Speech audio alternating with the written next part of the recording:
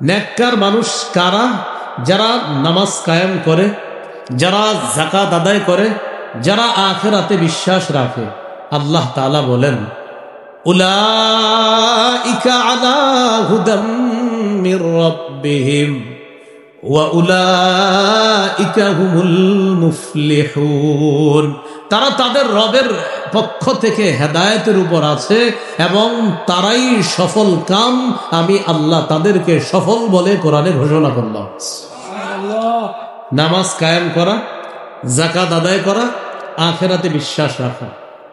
প্রশ্ন হলো, নামাজ কায়েম কাকে বলে?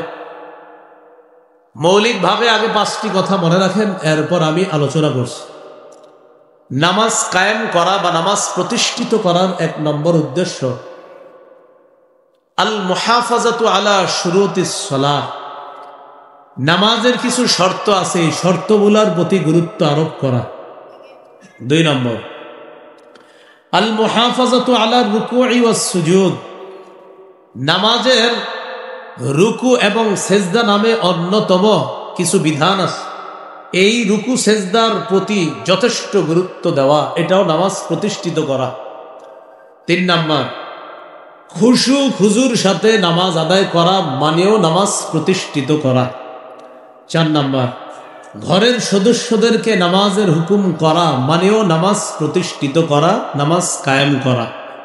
5 নম্বর এলাকায়, সমাজে, থানায়, জেলায়, রাষ্ট্রে, সর্বত্র প্রতিটি মুসলমান যেন নামাজি হয়ে যায়, তাদেরকে নামাজি বানানোর চিন্তা, ফিকির, চেষ্টা, মুজাহাদা চালানো, এর মানেও নামাজ কায়েম করে।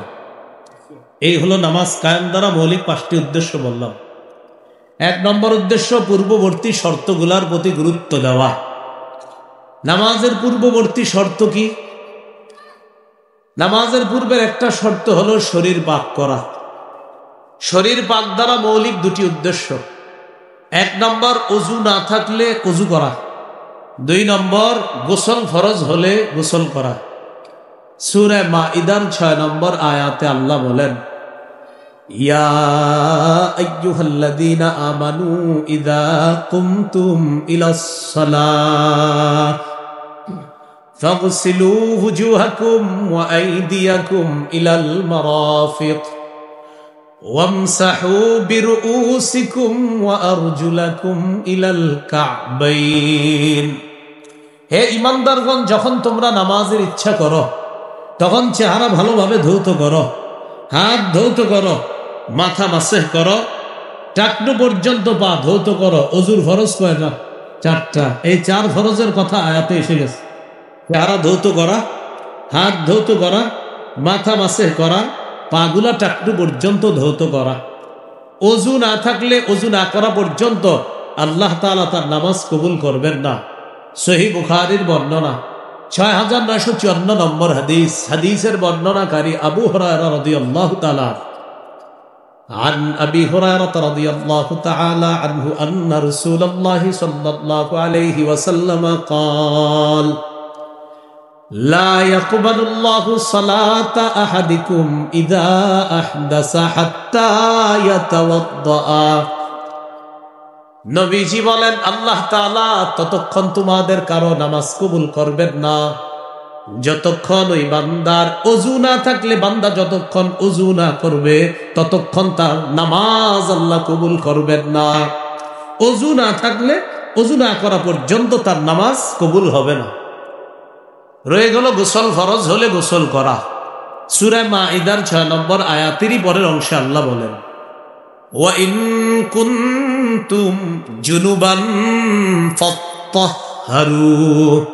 মাদ্রাসা ছাত্র ভাইয়েরও আছে, দেখবেন হেদায়াওয়ালাও এই আয়াত দিয়ে দলিল পেশ করেছে। যদি তোমরা জুনুবি হও, তোমাদের উপর যদি গোসল ফরজ হয়, তাহলে তোমরা ভালোভাবে পবিত্রতা অর্জন করো, গোসল করে নাও, ভালোভাবে তোমরা পবিত্র হয়ে নাও।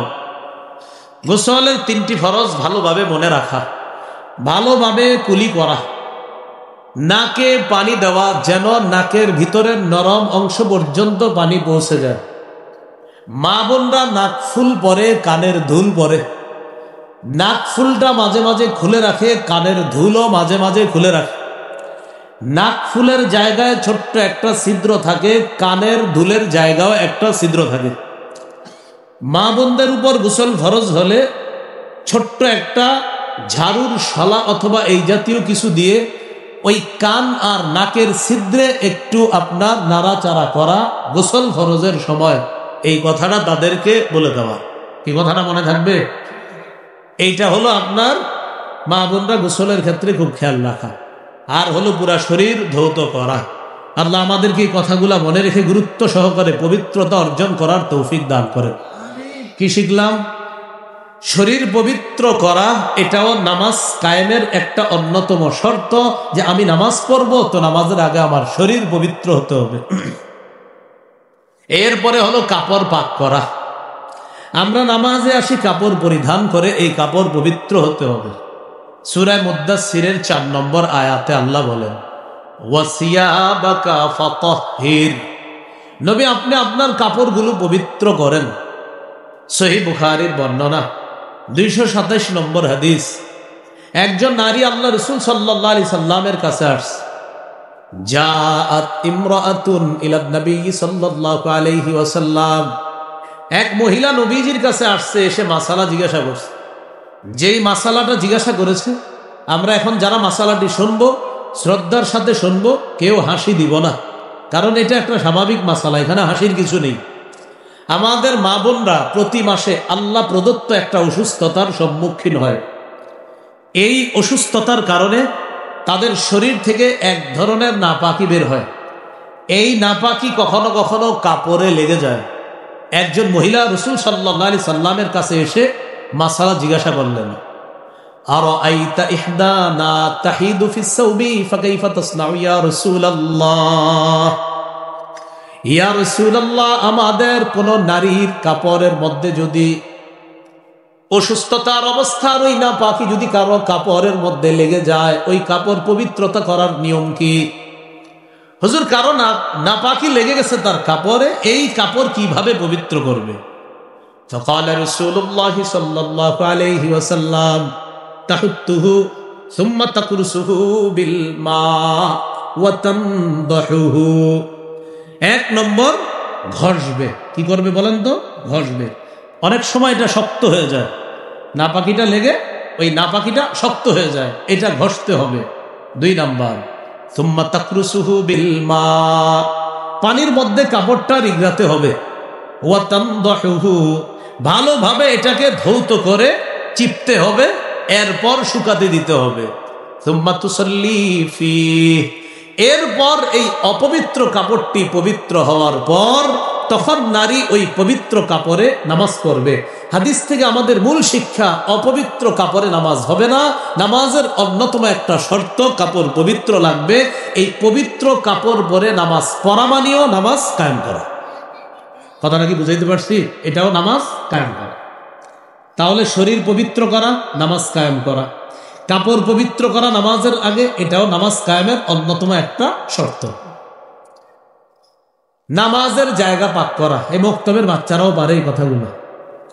নামাজের জায়গা পাক করা, সাফ করা। প্রথমে একটা কথা মনে রাখবো, আমাদের জন্য পুরা পৃথিবীটা আল্লাহ তাআলা পবিত্র বানায়া দিছে এবং নামাজের জায়গা বানায়া দিছে।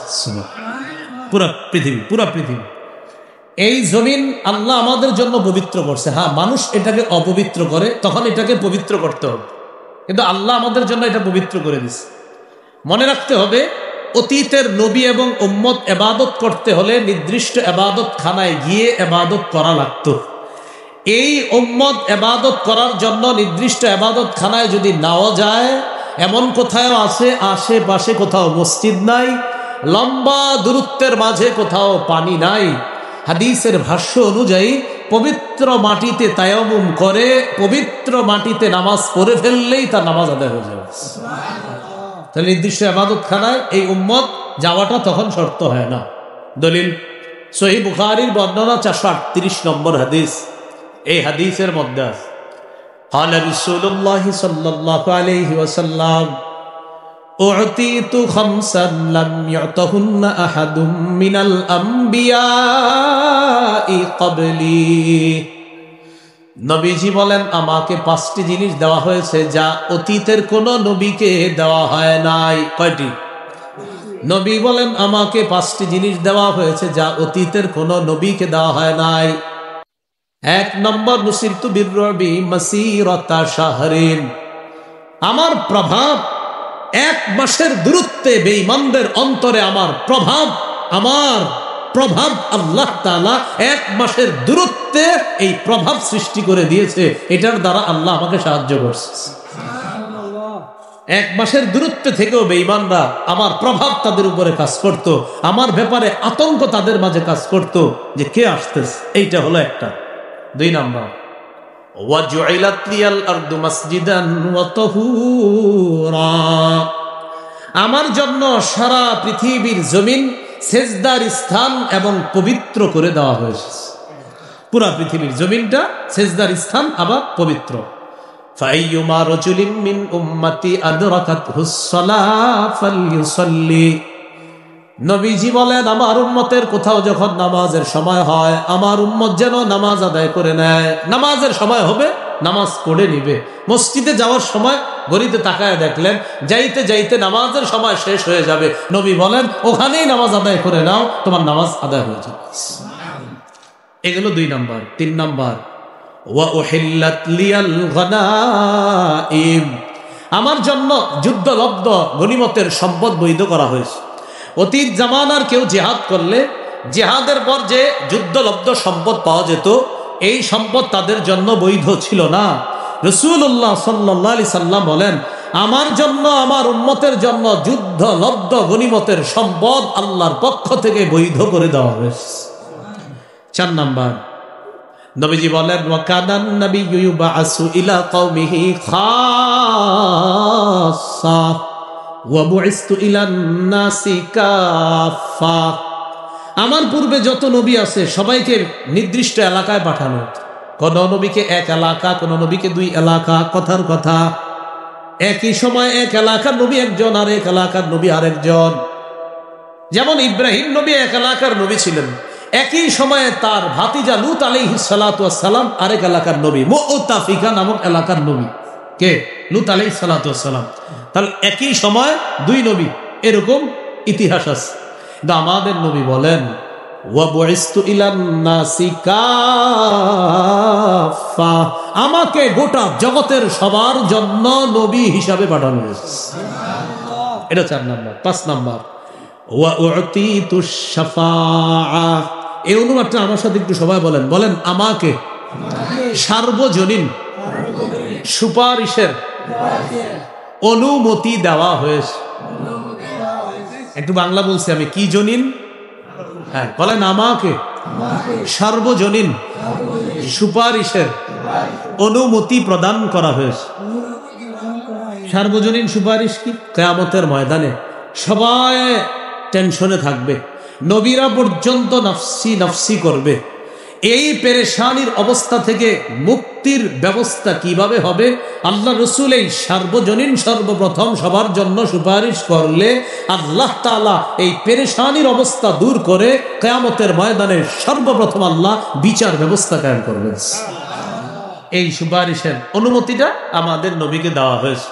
এখানে আরেকটা বিষয়, একবার এক ফেরেশতা নবীজির কাছে আসছে, তিরমিজির বর্ণনা। নবীজি বলেন আতানি আতিম মির রব্বি, আমার কাছে আল্লাহর পক্ষ থেকে একজন ফেরেশতা আসছে। ফাখাইয়ারানি বাইনা আইয়ুদখিলা নিসফা উম্মতি আল জান্নাহ ওয়া বাইনা শাফাআ, আমাকে 2টি বিষয়ের একটি গ্রহণ করার অনুমতি দেওয়া হয়েছে। আমি যদি চাই আমার অর্ধেক উম্মত জান্নাতে নিতে পারবো। সুবহানাল্লাহ, আমাকে ইচ্ছাধিকার দেওয়া হয়েছে, আমি চাইলে আমার অর্ধেক উম্মত জান্নাতে নিতে পারবো। ওয়া বাইনা শাফাআ, আমি চাইলে আমার উম্মতের জন্য সুপারিশ করতে পারবো।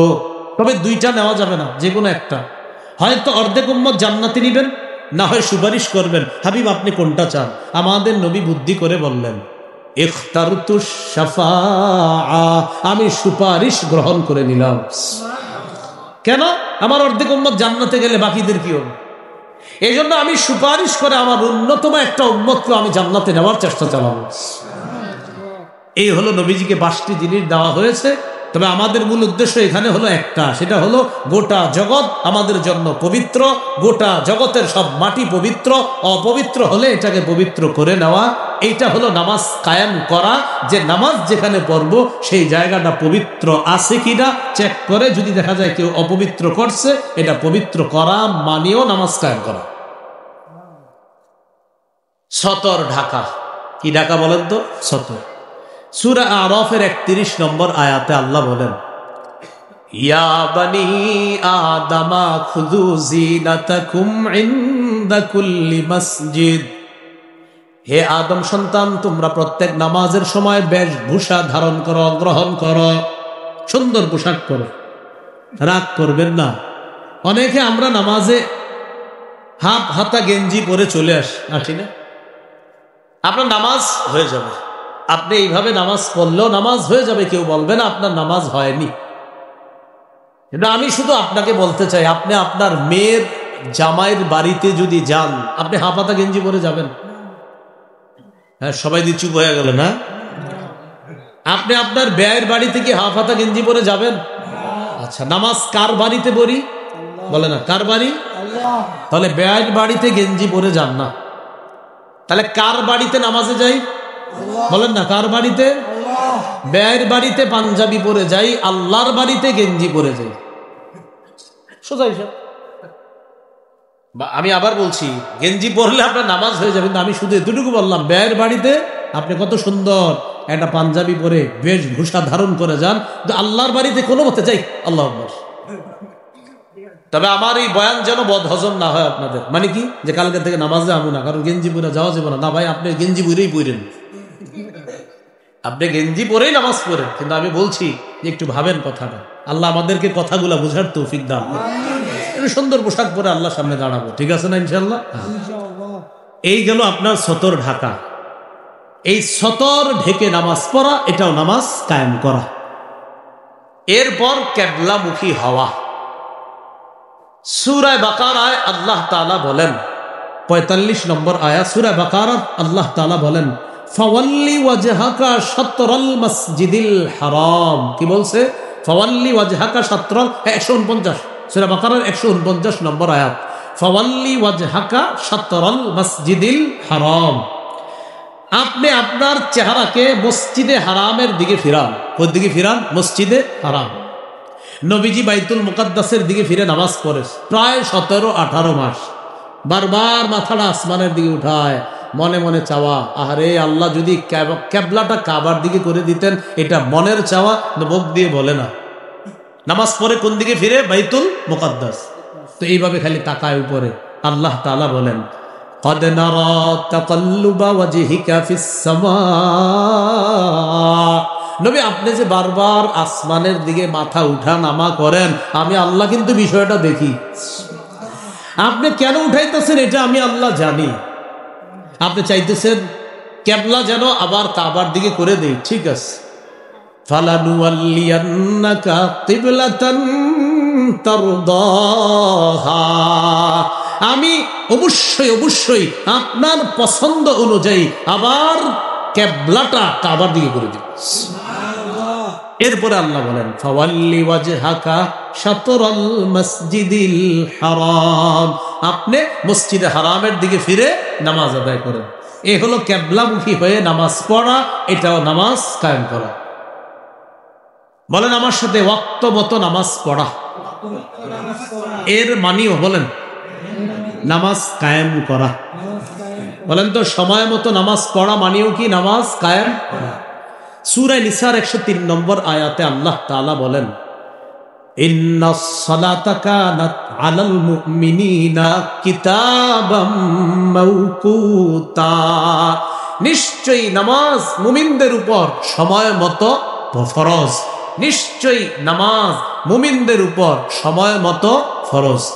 বলেন তো সবাই আমার সাথে, নিশ্চয়ই নামাজ মুমিনদের উপর সময় মতো ফরজ। তাহলে সময় মতো নামাজ পড়া মুমিনদের উপর ফরজ। সহিহ বুখারীর বর্ণনা 527 নম্বর হাদিস।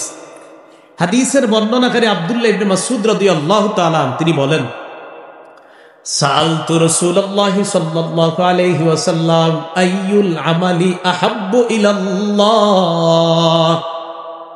আল্লাহর নবীর কাছে আমি জানতে চাইলাম আল্লাহর কাছে সবচেয়ে পছন্দনীয় আমল কোনটি? নবীজি জবাব দিলেন আসসালাতু আলা ওয়াক্তিহা, সময় মতো নামাজ পড়া। এবার আমি বলবো, আপনারা জবাব দিবেন। বলেন তো আল্লাহর কাছে সবচেয়ে পছন্দের আমল কোনটি?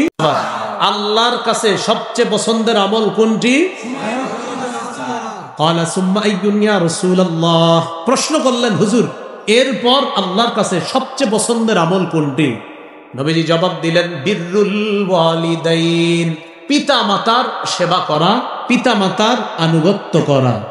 ক্বালা সুম্মা আইয়ুন ইয়া রাসূলুল্লাহ। হুজুর এরপর সবচাইতে পছন্দের আমল কোনটি? নবীজি বললেন আল জিহাদু ফি সাবিলিল্লাহ, আল্লাহর রাস্তায় জিহাদ করা। বলেন কি? আল্লাহর রাস্তায় জিহাদ করা, এটাও আল্লাহর কাছে সবচেয়ে পছন্দের আমল। পিতা মাতার সেবা করা, এটাও আল্লাহর কাছে সবচেয়ে পছন্দের আমল। আর এর মাঝেও সবচেয়ে পছন্দের আমল হলো কি বলেন তো? সময় মতো নামাজ পড়া। আল্লাহ তাআলা আমাদেরকে সময় মতো নামাজ পড়ার তৌফিক দান করেন। আমি আপনাদের সামনে এখন একটি হাদিস পেশ করব। এই হাদিস শোনার পর আপনারা সিদ্ধান্ত নেবেন, এতদিন যারা শুধু জুমা পড়তেন এখন থেকে ডেলি পড়বেন কিনা, এতদিন যারা 4 ওয়াক্ত পড়তেন এখন থেকে ফজরটা পড়বেন কিনা, এতদিন যারা 3 ওয়াক্ত পড়তেন আরো 2 ওয়াক্ত বাড়াবেন কিনা। আগে হাদিসটা বলি দেখেন। সহিহ বুখারীর বর্ণনা 687 নম্বর হাদিস। হাদিসের বর্ণনাকারী উম্মুল মুমিনিন আয়েশা সিদ্দিকা রাদিয়াল্লাহু তাআলা আনহা। খুব মন দিয়ে শুনি। সাকুলান নবী সাল্লাল্লাহু আলাইহি ওয়াসাল্লাম, রাসূলুল্লাহ সাল্লাল্লাহু আলাইহি সাল্লাম প্রচন্ড অসুস্থ হলেন। এই বাংলাটা বলতে হবে আপনাদের। কি অসুস্থ? প্রচন্ড অসুস্থ, ইন্তেকালের ঠিক আগে। এতটাই অসুস্থ হয়ে গেলেন, এশার নামাজের সময় সাহাবায়ে কেরাম অপেক্ষা করতেছে নবীর ইমামতিতে নামাজ পড়বে, কিন্তু নবীজি ঘর থেকে বের হচ্ছে না, অনেক দূরেও না, ঘরের পর্দাটা সরাইলেই মুসলিম, নবীজি আসতেছে না। নবীজি প্রশ্ন করলেন আসাল্লান নাস, আচ্ছা সাহাবীরা নামাজ পড়ছে? ঘরের সদস্যগণ জবাব দিলেন লা ইয়া রাসূলুল্লাহ হুম ইয়ান্তাজিরুনা লাক। ইয়া রাসূলুল্লাহ, তারা নামাজ আদায় করে নাই, তারা আপনার অপেক্ষায় আছে। নবীজি বললেন দুউলি মাআন ফিল মিখদাব, আমার জন্য পানির ব্যবস্থা করো, গোসল করতে হবে। ফাফআলনা, আমরা পানির ব্যবস্থা করলাম। ফাগতাসালা, নবী গোসল করলেন। গোসল করার পর যাহাবা লিয়ানুআ, আল্লাহ নবী মসজিদে যাওয়ার জন্য রওনা করলেন। ফাউগমিয়া আলাই, নবী সাথে সাথে বেহুশ হয়ে গেলেন। মসজিদ দূরে না, একদম সাথেই বেহুশ হয়ে গেছে। সুম্মা আফাকা, হুশ ফিরে আসছে। হুশ ফিরে আসার পর আবার নবী বললেন সাল্লান নাস, সাহাবীরা নামাজ পড়ছে কিনা? ঘরের সদস্যগণ জবাব দিলেন লা ইয়া রাসূলুল্লাহ হুম ইয়ান্তাজিরুনা লাক, তারা নামাজ আদায় করে নাই, তারা আপনার অপেক্ষা আছে। নবীজি আবার বললেন দুউলি মাআন, আবার পানি আনো। ফাফআলনা, আমরা পানির ব্যবস্থা করলাম। ফাগতাসালা, আবার নবী তার শরীর মুবারক ধৌত করলেন। নবী দুর্বলতা কাটানোর জন্য শরীর ধৌত করলেন। ধৌত করার পর যাহাবা লিয়ানুআ, আবার রওনা করলেন মসজিদে যাওয়ার জন্য। ফাউগমিয়া আলাইহি, আবার বেহুশ হয়ে গেলেন। কয়বার? 2 বার। সুম্মা আফাকা, আবার হুশ ফিরে আসছে।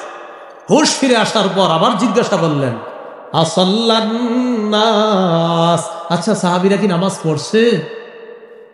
ঘরের সদস্যগণ জবাব দিলেন লা ইয়া রাসূলুল্লাহ হুম ইয়ান্তাজিরুনা লাক, নামাজ পড়ে নাই, আপনার অপেক্ষা আছে। আবার নবী বললেন দাউলি মাআন, পানি আনো। শরীর আবার ধৌত করতে হবে দুর্বলতা কাটানোর জন্য। ফাফআলনা, পানির ব্যবস্থা করলাম। নবী আবার তার শরীর মুবারক ধৌত করলেন। ওয়া যাহাবা লিয়ানুআ, আবার রওনা করলেন মসজিদে যাওয়ার জন্য। ফাউগমিয়া আলাই, আবার বেহুশ হয়ে গেলেন। কয়বার?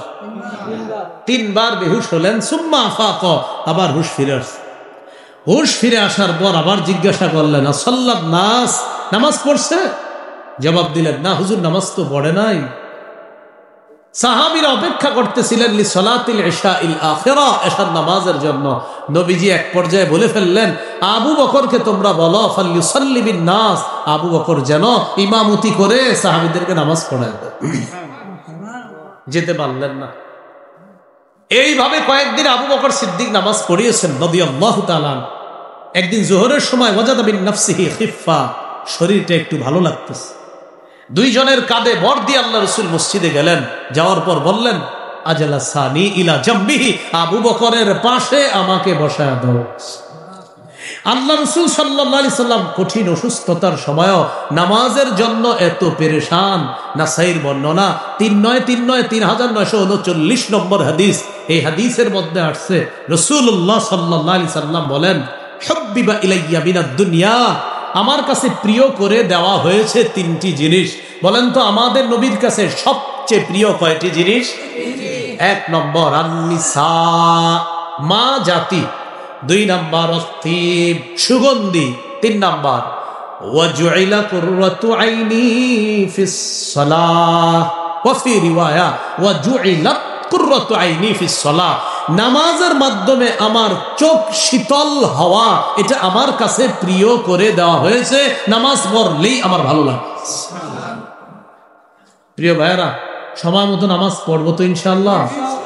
আল্লাহ তৌফিক দান করেন। মনে আছে নামাজ কায়েম করা মানে সময় মতো নামাজ পড়া, মানেও নামাজ কায়েম করা। এরপর নামাজের নিয়ত করা। বলেন কি করা? নামাজের নিয়ত করা। সহিহ বুখারীর বর্ণনা, ওমর ইবনুল খাত্তাব রাদিয়াল্লাহু তাআলা আনহু থেকে বর্ণনা, তিনি বলেন, ক্বালা রাসূলুল্লাহ সাল্লাল্লাহু আলাইহি ওয়াসাল্লাম, ইন্নামাল আ'মালু বিন্নিয়াত, আমলের প্রতিদান নিয়তের সাথে। বলেন আমলের প্রতিদান কিসের সাথে? নিয়তের। আল্লাহ তাআলা আমাদেরকে নামাজের এই পূর্ববর্তী শর্তগুলা গুরুত্ব সহকারে যেন আমরা এই শর্তগুলা আদায় করে এরপর নামাজে দাঁড়াতে পারি, আল্লাহ তৌফিক দান করেন। দেখি আপনাদের মনে আছে কিনা, নামাজ কায়েম দ্বারা মৌলিক কয়টি উদ্দেশ্য? কয়টি? 1 নাম্বার, পূর্ববর্তী কিছু শর্ত আছে, এগুলা পালন করা। আমি কয়টি শর্তের কথা বলেছি? 7টি। বুঝেন নেই? কায়েম করা দ্বারা কয় উদ্দেশ্য? 5। আর প্রথম উদ্দেশ্য হলো কিছু শর্তগুলো আছে, এইগুলা প্রতি গুরুত্ব দেওয়া। এই জাতীয় কয়টা শর্ত বলছি? 7টা। এবার দ্বিতীয় উদ্দেশ্য নামাজ কায়েম দ্বারা আল মুহাফাজাতু আলার রুকুই ওয়াস সুজুদ, রুকু সেজদাগুলা গুরুত্ব সহকারে আদায় করা। সহিহ বুখারীর বর্ণনা 757 নম্বর হাদিস, 757, দুই পাশে 2টা 7, মাঝখানে 5। এবার মাঝে মাঝে মজা করে বলি যেন আপনাদের একটু মুখস্থও থাকে হাদিস। আর একদম একটু মুখস্থ হইলে সমস্যা কি? তো খারাপ না, ভালো। চা দোকানের সামনে দাঁড়ায় বলে ফেলবেন, ভাই বুখারী 757 নম্বর হাদিসে কিন্তু এই কথা আছে।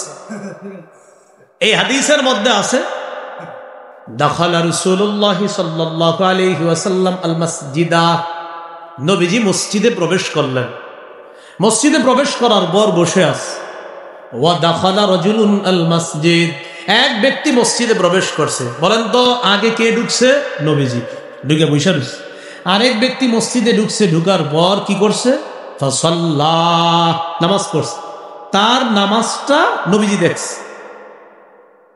নামাজ পড়ার পর ফাসাল্লামা আলান নবী সাল্লাল্লাহু আলাইহি ওয়াসাল্লাম, নামাজের সালাম ফিরানোর পর আল্লাহ রাসূলকে গিয়ে একটা সালাম দিছে, আসসালামু আলাইকুম। ফারাদ্দা আলাইহি, নবী তার সালামের জবাব নিলেন, নিয়ে বললেন, ইরজি, এই তুমি আবার যাও। ফাসাল্লি, আবার নামাজ পড়ো। ফাইন্নাকা লাম তুসাল্লি, তুমি নামাজ পড়ো নাই। ফারাজা ইউসাল্লি কামা সাল্লা, তিনি গেলেন আবার আগের মতোই নামাজ পড়লেন, সালাম ফিরাইলেন, এসে নবীজিকে একটা সালাম দিলেন, আসসালামু আলাইকুম। ফারাদ্দা আলাইহি, সালামের জবাব নিলেন। আবার আল্লাহ নবী বললেন, ইরজি ফাসাল্লি ফাইন্নাকা লাম তুসাল্লি, তুমি আবার যাও, নামাজ পড়ো, কেননা তুমি নামাজ পড়োনি। কয়বার হলো? 2বার। ফারাজা ইউসাল্লি কামা সাল্লা, তিনি গেলেন, তিনি নামাজ পড়লেন, সালাম ফিরালেন, আবার নবীজিকে এসে সালাম দিলেন। নবীজি সালামের জবাব নিয়ে বললেন, ইরজি ফাসাল্লি ফাইন্নাকা লাম তুসাল্লি সালাসা, 3বার বললেন, যাও নামাজ পড়ো, নামাজ পড়ো নাই তুমি।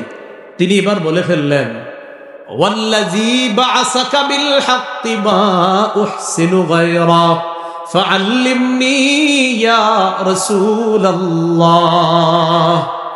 যে আল্লাহ আপনাকে সত্য সহ পাঠিয়েছে, আমি এর চাইতে সুন্দর নামাজ পারি না, ইয়া রাসূলুল্লাহ আপনি আমাকে নামাজ শিখাইয়া দেন। কয়বার পড়ছে নামাজ? নবী তিনবারই বলছে আবার পড়ো, আবার পড়ো। তিনি বললেন, হুজুর আমি এর চেয়ে ভালো পারি না, আপনি আমাকে নামাজ শিখাইয়া দেন। فقال رسول الله صلى الله عليه وسلم اذا قمت الى الصلاه فكبر। তুমি যখন নামাজের মধ্যে দাঁড়াও তাকবীর বলে হাত বাঁধবা, সানা পড়বা, ফাতিহা পড়বা। সুম্মা ক্রা মা তায়াসসারা মাআকা মিনাল কুরআন। কোরআনের যেই সূরাটা সহজ এটা তুমি পড়বা। পড়ার পর বলেন তো, এরপর কেরাত শেষ করার পর কোথায় যাই আমরা? রুকুতে। সুম্মা রুকা, এরপর তুমি রুকুতে যাবা। হাত্তা তাতমাইন্না ওয়াকিআ, রুকুতে তুমি এমন ভাবে থাকবা যেন তোমার ইতমিনান হয়, তোমার দিলে যেন এই সাড়া দেয় যে তুমি ইতমিনান ধীরস্থির ভাবে রুকু আদায় করতেছো। অনেকে রুকুতে গিয়ে আপনার কোনো মতে যায়, আবার তাড়াতাড়ি উঠে যায়, তাড়াতাড়ি উঠে। নবী বলেছেন, তিলকা সালাতুল মুনাফিকিনা, তিলকা সালাতুল মুনাফিকিনা, তিলকা সালাতুল মুনাফিকিন। এটা মুনাফিকের নামাজ, এটা মুনাফিকের নামাজ, এটা মুনাফিকের নামাজ। দ্রুত রুকুতে যাওয়া আবার ওঠা, এটা মুনাফিকের নামাজ। বলেন তো আমার সাথে, রুকু কি দ্রুত করব না ধীরস্থির ভাবে? আল্লাহ তৌফিক দান করেন। এবার রুকু থেকে উঠলেন, নবীজি বলেন সুম্মা রুকা, এরপর রুকু থেকে উঠবা। উঠার পর হাত্তা তা'তাদিলা কাইমা, ধীরস্থির ভাবে দাঁড়াবা। দেখেন আমাদের কিছু মুসল্লি ভাই আছে এমন, রুকু থেকে মাথা উঠায়া মাথাটা ঝুঁকায়া রাখে, পুরা দাঁড়ায় না, এমনি বাঁকা হয়ে থাকে আর বুঝায় ইমাম সাহেব ধৈর্য কিন্তু আর হইতেছে না, আপনি তাড়াতাড়ি সিজদা যান। ইমাম সাহেব কি বলে? সামি আল্লাহু লিমান হামিদা। তো অনেক মুসল্লি দেখবেন সোজা হয়ে না দাঁড়ায়, এমনি রয়েছে, মানে বুঝায় ইমাম সাহেব আপনি সিজদা যান না কেন? উনি সোজা হয়ে দাঁড়ায় না, বাঁকা হয়ে থাকে। এটা আজকে থেকে আমরা করব না, বলেন ইনশাআল্লাহ।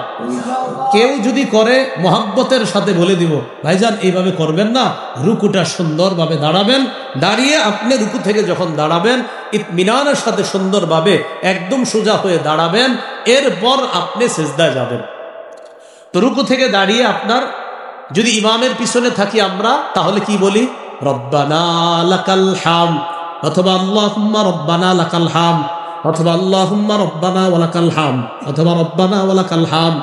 সময় থাকলে পড়তে পারেন হামদান কাসীরান তাইয়িবান মুবারাকান ফি।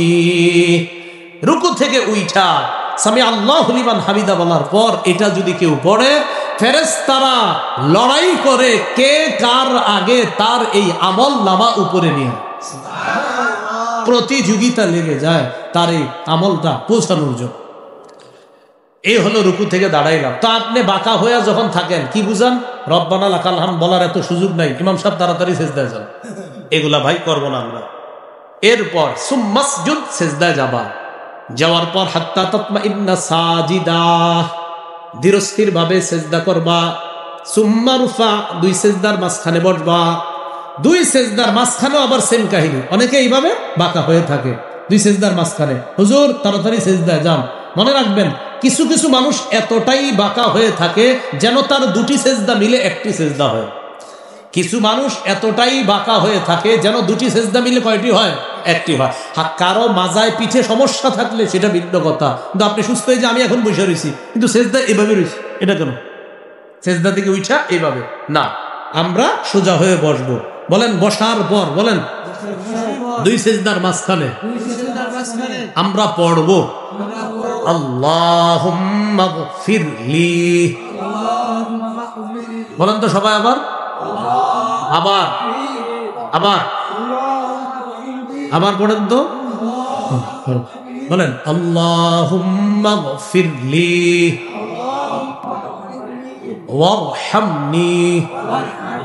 এই ছোট্ট দুইটা মুখস্থ থাকবে তো, তা তিনবার সবাই দোনোটা বলেন আল্লাহুম্মা গফিরলি ওয়ারহামনি। পড়েন ওয়ারহামনি, আবার আল্লাহুম্মা গফিরলি ওয়ারহামনি, আল্লাহুম্মা গফিরলি ওয়ারহামনি। এই দুইটা আপনারা বলেন। আরো বড় আছে দোয়াটা, আল্লাহুম্মা গফিরলি ওয়ারহামনি ওয়াজবুরনি ওয়ারফানি ওয়াহদিনি ওয়াআফিনি ওয়ারজুকনি, এতগুলা দরকার নাই। আপনি শুধু একটুকি বলেন আল্লাহুম্মা গফিরলি ওয়ারহামনি। কত অসাধারণ দোয়া! আল্লাহ আমায় ক্ষমা করেন, আল্লাহ আমায় দয়া করেন। সুবহানাল্লাহ। এরপর দ্বিতীয় সেজদায় যাবেন। নবীজি বলেন এই হলো তোমার 1 রাকাত। এইভাবে তুমি 2 রাকাত নামাজওয়ালা 2 রাকাত পড়বা, 3 রাকাতওয়ালা হোক 3 রাকাত এইভাবে পড়বা, 4 রাকাতওয়ালা নামাজ ঠিক এইভাবে পড়বা। পড়লে এটার নাম হবে নামাজ, এটার নাম হবে সালাত। এই সালাত আল্লাহর কাছে যাবে, এটার সওয়াব আল্লাহ দান করবে। আর এই যে তখন যেটা পড়ছো তুমি, এটা বারবার পড়লেও এটা নামাজ না, এটা সালাত না। কথাগুলো কি মনে থাকবে ইনশাআল্লাহ? এই হলো রুকু সেজদা, আমরা ধীরস্থির ভাবে করব ইনশাআল্লাহ। বলেন আমার সাথে সবাই, বলেন নফল নামাজে রুকু এবং সেজদা একটু লম্বা করব। বলেন তো নফল নামাজে রুকু সেজদা একটু কি করব? লম্বা করব। যেমন কেরাতটা অনেকে লম্বা করে, তো নফল নামাজে রুকু সেজদাটা একটু লম্বা করব। এই ব্যাপারে একটি হাদিস বলি আপনাদের সামনে। সহিহুল জামে 1671 নম্বর হাদিস। আব্দুল্লাহ ইবনে ওমর রাদিয়াল্লাহু তাআলা আনহুমা একদিন এক যুবককে দেখলেন নফল নামাজ করে। রাআ আব্দুল্লাহ ইবনে ওমর রাদিয়াল্লাহু তাআলা আনহুমা ফাতান ইউসাল্লি। আব্দুল্লাহ ইবনে ওমর দেখেন এক যুবক নফল পড়ে। قد أطال القيام وأطنبا। নফল নামাজের মধ্যে সে লম্বা সময় দাঁড়িয়ে আছে, তবে রুকু সেজদা লম্বা করতেছে না। কেউ যদি নফল নামাজ লম্বা সময় দাঁড়িয়ে থাকে আর রুকু সেজদা শর্ট করে, সমস্যা নাই, নামাজ তো হবে। আব্দুল্লাহ ইবনে ওমর বলেন আইয়ুকুম ইয়ারিফু হাযা, তোমাদের মধ্যে এই ছেলেটাকে কে চিনো, যুবকটাকে কে চেনো? একজন বললেন হুজুর আমি চিনি। আব্দুল্লাহ ইবনে ওমর বলেন লাউ আরাফতুহু লা আমারতুহু আইয়ুকসিরার রুকুআ ওয়াস সুজুদা। আমি যদি যুবকটিকে ভালোভাবে চিনতাম, আমি তাকে বলতাম নামাজের মধ্যে যেমন লম্বা সময় তুমি দাঁড়িয়ে কাটাও, রুকু সেজদা একটু লম্বা সময় থাকবা। আমি তাকে বলতাম নফল নামাজে যেমন লম্বা সময় দাঁড়াও, রুকু সেজদা একটু লম্বা সময় রুকু করবা, সেজদা করবা। কেন? ফাইন্নী সামিআতু রাসূলুল্লাহি সাল্লাল্লাহু আলাইহি ওয়াসাল্লাম ইয়াকুল ইন্নাল আবদা ইযা কামা ইলাস সালাহ উতিয়া বিজুনুবিহি কুল্লিহা ফাউদিআত আলা আতিকাইহি।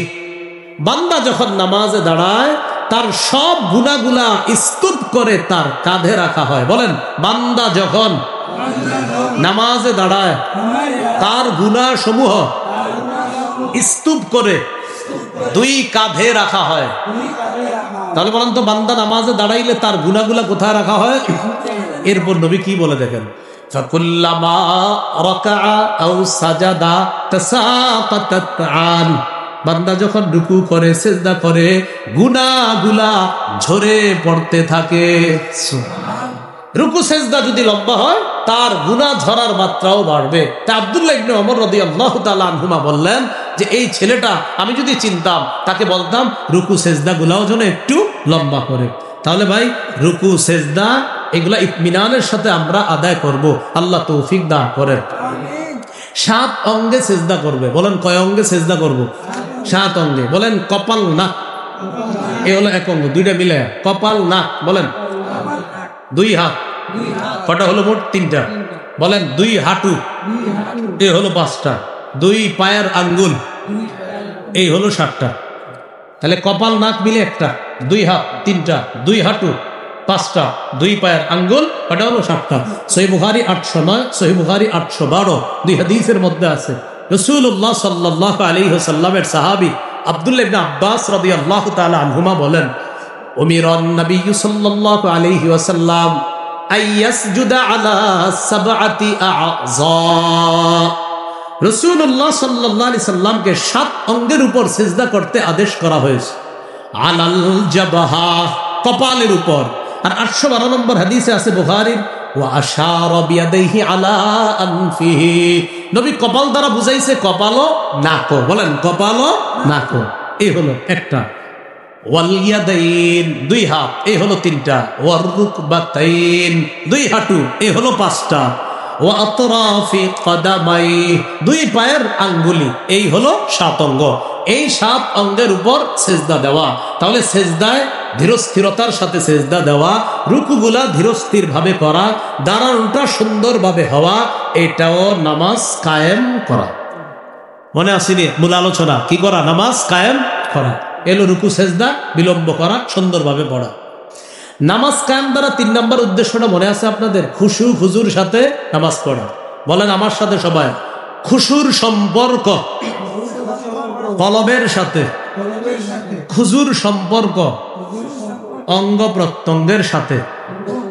কলব যদি আল্লাহমুখী হয় এটাকে খুশু বলে, অঙ্গ প্রত্যঙ্গ যদি আল্লাহমুখী হয় এটাকে খুজু বলে। খুশু খুজুওয়ালা নামাজ কোনটা? যেই নামাজে কলব থাকবে আল্লাহর দিকে, অঙ্গ প্রত্যঙ্গ থাকবে আল্লাহর দিকে, এই নামাজ খুশু খুজুওয়ালা নামাজ। এখন আপনি নামাজে দাঁড়াইলেন, অঙ্গ প্রত্যঙ্গ সব আল্লাহর দিকে, কলবের মধ্যে আছে। 5 নাম্বার দোকানের হিসাবটা এখনো মিলাইতে পারতেছিলাম না, এটা খুজু হলো, খুশু হলো না। খুজু হলো কিন্তু কি হলো না? খুশু হলো না। নামাজ কায়েম দ্বারা 3 নাম্বার উদ্দেশ্য, খুশুও থাকতে হবে, খুজুও থাকতে হবে। আল্লাহ তাআলা আমাদেরকে খুশু খুজুর সাথে নামাজ আদায় করার তৌফিক দান করেন। একটু গুরুত্বপূর্ণ কথা রয়ে গেছে, আমরা কি উঠবো না, কিছুক্ষণের মধ্যে শেষ হয়ে যাবে ইনশাআল্লাহ। গুরুত্বপূর্ণ একটু অংশ বাকি আছে। নামাজ কায়েম দ্বারা 4 নাম্বার উদ্দেশ্য শেষ করে নিই একটু।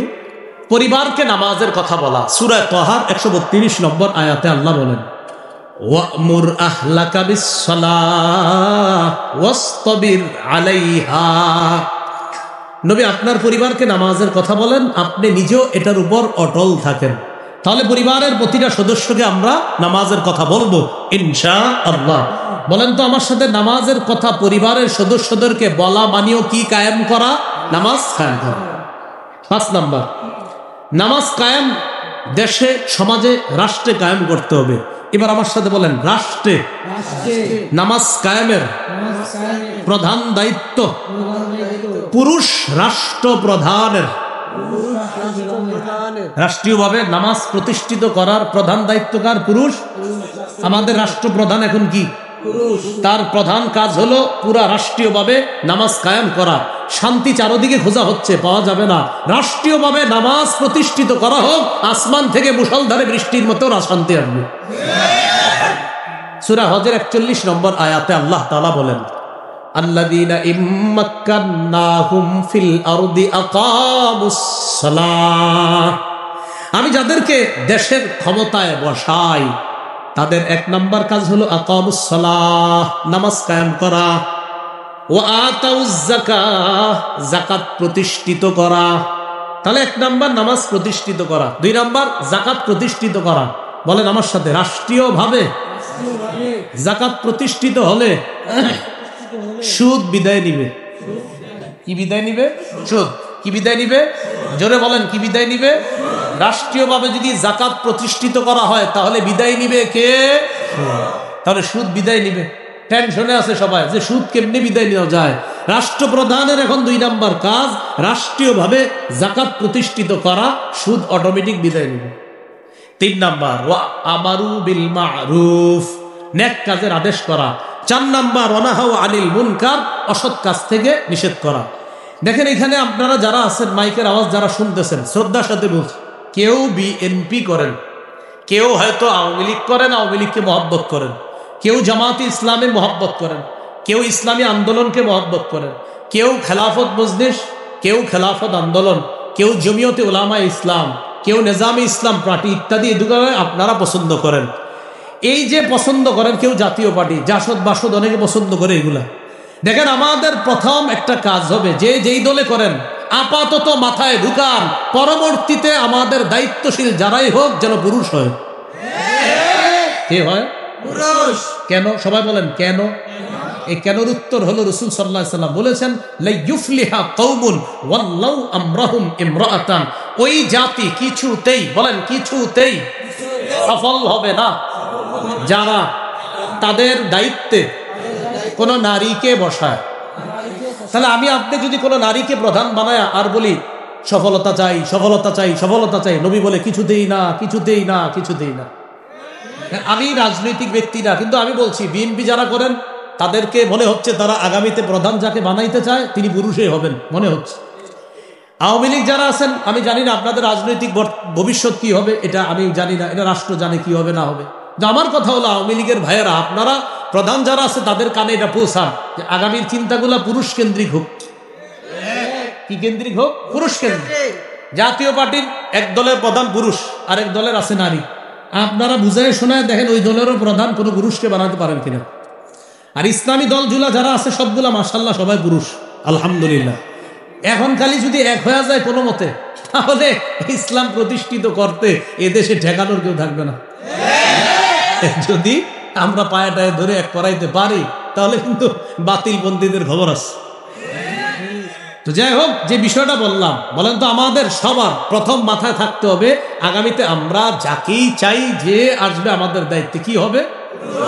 তো আপাতত শুকরিয়া এতটুকু, আমাদের বর্তমান দায়িত্বশীল প্রধান পুরুষ, এটা একটা ভালো ভালো দিক পুরুষ।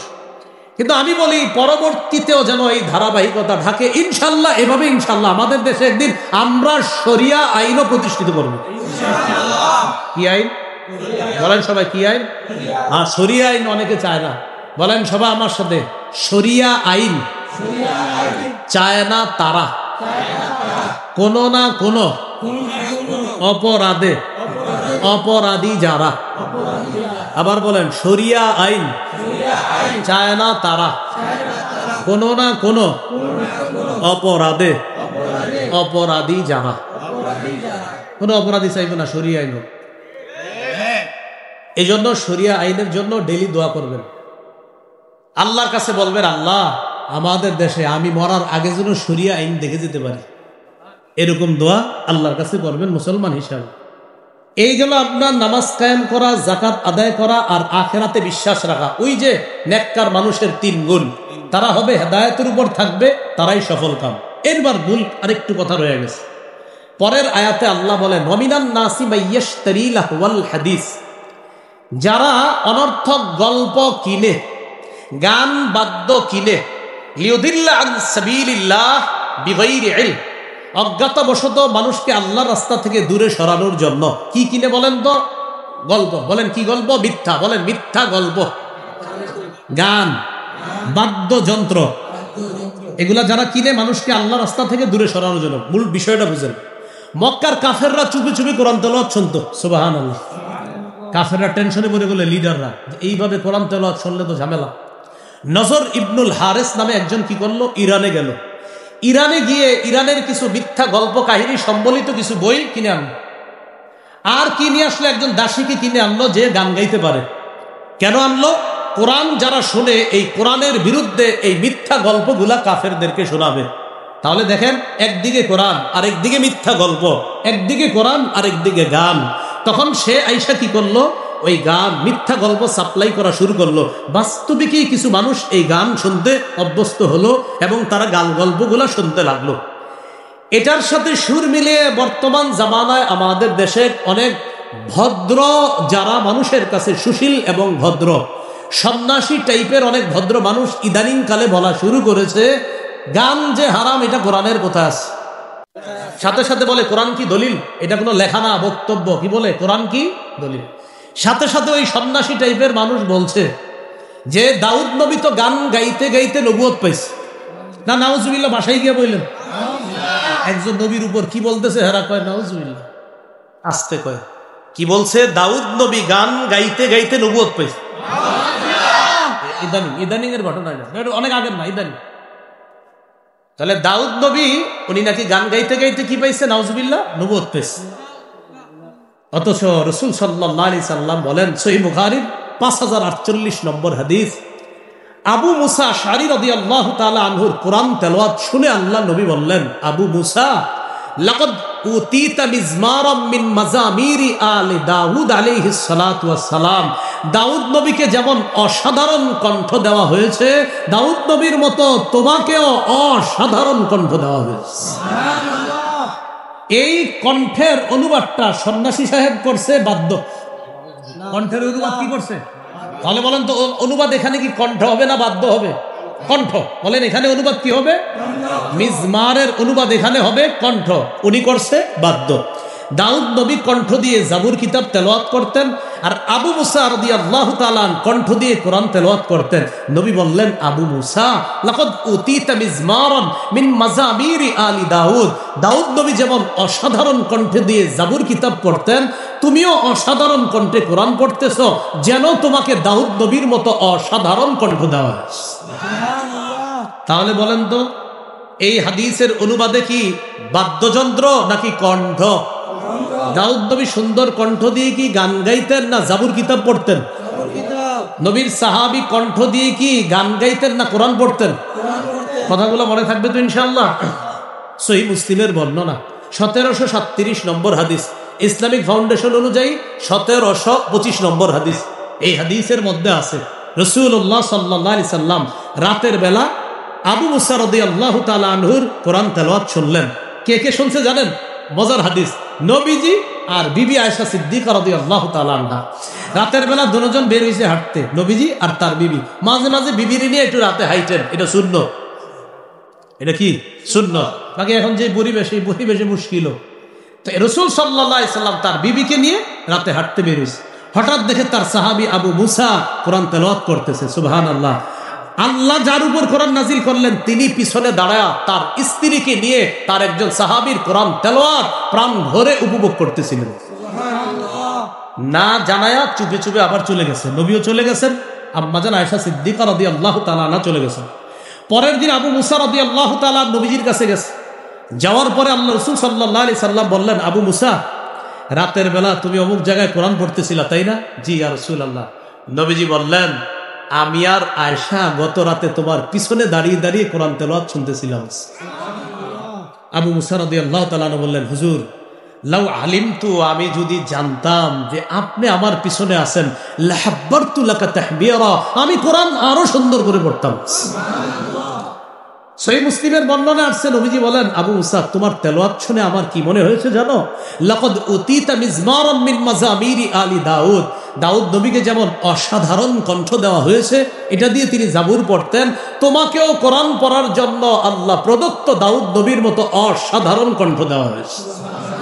তা আমার সাথে একটু বলেন, মিজমারের অনুবাদ হাদিসের মধ্যে বাদ্যযন্ত্র, গান নাকি কণ্ঠ? সুকণ্ঠ। বলেন, কি বলবেন? সুকণ্ঠ। তাহলে এটার অনুবাদ কি, গান না সুকণ্ঠ? সন্ন্যাসী সাহেব বলছে যে এটা গান, যে গান গাইতে গাইতে উনি নবুয়ত পেয়ে গেছে। আমরা বলবো এই বক্তব্য প্রত্যাহার করার জন্য এবং তওবা করার জন্য, কারণ একজন নবীর ব্যাপারে এই জাতীয় অপবাদ দেওয়া এটা স্পষ্ট হারাম, এটা অন্যায় কাজ। সহিহ বুখারীর 5590 নম্বর হাদিসে আছে, রাসূলুল্লাহ সাল্লাল্লাহু আলাইহি সাল্লাম বলেন, লা ইয়াকুনান্না মিন উম্মতি আকওয়াম, আমার উম্মতের মধ্যে একদল মানুষ হবে, ইস্তাহিল্লুনাল হিররা, যারা জিনাকে হালাল মনে করবে, ওয়াল হারিরা, রেশমের পোশাক হালাল মনে করবে, ওয়াল খামরা, মদ হালাল মনে করবে, ওয়াল মাআজিফা, বাদ্যযন্ত্র হালাল মনে করবে। মদ হালাল মনে করবে মানে মাদক দ্রব্য যা আছে এগুলাও অনেকগুলা হালাল মনে করবে। যেমন সন্ন্যাসী সাহেব এটাও বলছে যে সিগারেটের চেয়ে গাঁজা ভালো, সিগারেটের যে ক্ষতি হয় এর চেয়ে কম ক্ষতি গাঁজাতে হয়, এই কথা বলছে। হ্যাঁ, এটা বলছে। এই জন্য খুব সাবধান। আমাদের দেশে নতুন কোন ইসলামের স্বপ্ন অনেকে দেখতেছে না, আমাদের দেশে আল্লাহ রসুলের ইসলামই প্রতিষ্ঠিত হবে। মুহাম্মদ সাল্লাল্লাহু আলাইহি সাল্লামের ইসলাম, এটা আগে ছিল, এখনো আছে, এটাই থাকবে। হ্যাঁ, এটাকে কেন্দ্র করে শরিয়া প্রতিষ্ঠিত হবে। এটাকে আধুনিকায়ন করা বা অমুক ইসলাম কায়েম করা, এগুলা এদেশে 90% মুসলমানের দেশে এটা সম্ভব হবে না। বরং এদেশে মুসলমানদেরকে সর্বোচ্চ প্রাধান্য দিয়েই সব কাজ করতে হবে। মানুষ এই দেশে বেশি কোন দলের? আরে কোন ধর্মের? মুসলমানের। এবার আমার সাথে বলেন, যদি ইসলাম জিতে যায় সবাই জিতে যাবে। আবার যদি ইসলাম জিতে যায় মুসলমানরাও নিরাপদ, অমুসলিমরাও নিরাপদ। ইসলাম জিতে গেলে নিরাপদ আমরা না সবাই? মুসলমানরাও নিরাপদ, অমুসলিমরাও নিরাপদ। তাহলে গান গল্প করে আনছিল কোরআন থেকে দূরে সরানোর জন্য। এখনো ষড়যন্ত্র চলছে কি, যে গান এগুলা কোনো নিষিদ্ধ কাজ না, এগুলা কোনো অন্যায় কাজ না। আমরা স্পষ্ট দায়িত্ব নিয়ে প্রতিবাদ করতেছি। এই কথার জন্য তওবা করতে হবে। দাউদ নবীর উপর মিথ্যা অপবাদ দেওয়ার জন্য তওবা করতে হবে। আল্লাহ তাআলা আমাদের সকলকে যে কথাগুলো আপনার সামনে বললাম, আমরা সবাই যেন নামাজ কায়েমের কথাগুলো মনে আছে সবার। এইভাবে আমরা নামাজ প্রতিষ্ঠিত করতে পারি নিজের জীবনে, ব্যক্তি জীবনে, পারিবারিক জীবনে, সমাজে, রাষ্ট্রে আমরা যেন সালাত প্রতিষ্ঠিত করতে পারি। আল্লাহ তৌফিক দান করেন।